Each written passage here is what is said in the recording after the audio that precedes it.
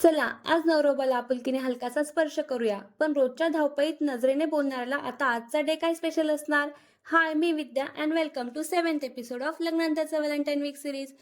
तर रोजच्या धावपळीत नजरेने बोलणाऱ्याला आता आजचा डे काय स्पेशल असणार?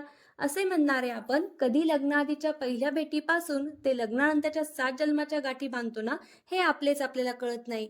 आणि कसं असतं माहिती का, भांडण झाल्यावर चल बस झालं आता सोड ना, असं म्हणत नकळत परत एकत्र बसणं, हसणं, डोक्यावर हात ठेवून काळजी करणं, यात आपल्याला जी पॉझिटिव्ह एनर्जी मिळते ना, ती त्या फ्लाइंग किसच्या इमोजीमध्ये नाही बरं का. मग आता रोज नजरेने बोलणाऱ्याला हलकासा स्पर्श करण्यापेक्षा हे जे 2 किसमिस आहेत ना, त्यांच्याच विश फुलफिल करायचं हे मी ठरवलं. आणि यापेक्षा दुसरी कोणती स्वीट डिश असणार का आजच्या या किस डेसाठी? आणि हो, ऐकताय ना, लग्नाआधीच्या पहिल्या भेटीपासून ते लग्नानंतरच्या 7 जन्मगाठी प्रामाणिकपणे बांधून एकमेकांच्या मनात जागा केली बरं का आम्ही. असं आता म्हणायला काहीच हरकत नाही. आणि हो, तुमचं काय? तुम्ही अजून पण किस डेचे स्टिकर शोधताय?